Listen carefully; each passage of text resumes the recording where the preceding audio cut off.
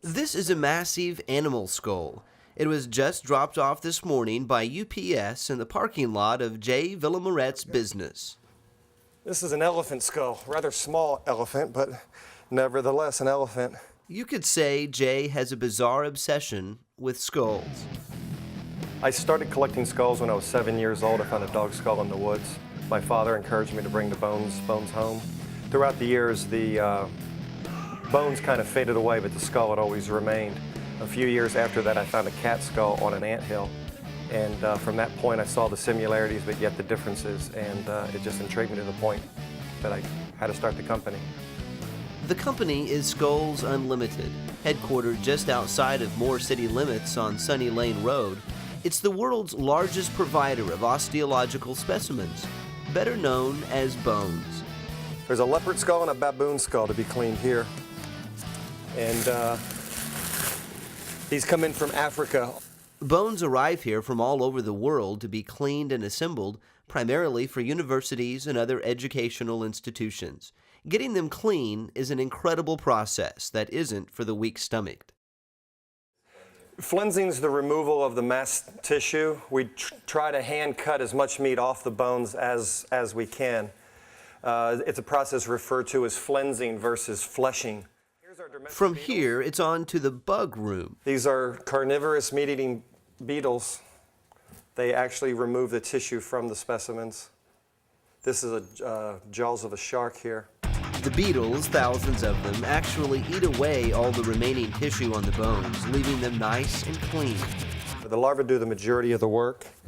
The beetles, the adults here you see, they actually do more reproduction than they do consumption. Here's a black bear skull. It's nearly finished. You can see the hatchlings right here that just came out of an egg. So there's a never-ending cycle here. This specimen here is a skull of an adult female Komodo dragon. There's very few Komodo dragons within the zoo world. And once the beetles are finished with it, the Komodo dragon will get a dip in this chemical bath. Here we have hydrogen peroxide. We use that for whitening the bones. Looks like some coyote skulls and a mountain lion skull coming out of peroxide now. And from here, they go to Clark, the master articulator. It's his job to put these bones back together. Sometimes it's literally no small task. Figuring out how you're going to keep it all together, especially with things of this size, that's difficult. Sometimes it can be very difficult to keep ribs in place. The rib's so heavy, you get it to a certain spot and that's where you want it, but it just wants to come forward or, whatever. So that's very challenging, trying to get things to stay where you want them to, especially with animals of that size. The team at Skulls Unlimited have cleaned and assembled everything from giraffes to sea creatures to chimpanzees and even humans. We process skulls from as small as a mouse skull and a shrew, which is the smallest in the world, to humpback whale skulls and skeletons. So we do it all. We have everything you can imagine has come through our building. And it's gaining them national attention. Bones.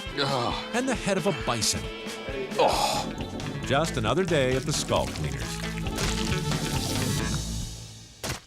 Jay was recently featured on the popular Discovery Channel program Dirty Jobs. He's also been featured on MSNBC.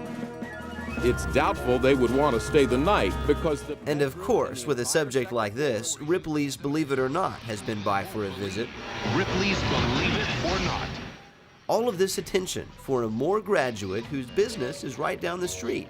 Pretty amazing. Most people don't expect to find a facility like ours right here in Little Moore. They don't expect it. They expect something like this to be in California or New York City, something like that, but just not in Oklahoma. In the next year or so, Moore will also be home to the largest osteological museum in the world. We anticipate there being upwards of 1,000 species represented. Now under construction, the museum will target school-age kids with an arsenal of bone structures, including an African elephant and a full-size whale. The main educational mission for the museum is to develop an appreciation for the natural world. Education leads to that appreciation, and then that appreciation ultimately leads to conservation, and that's our main goal, is to give something back to the community, educate people, and ultimately impact conservation. Of course, more schools will have prime access to this groundbreaking facility.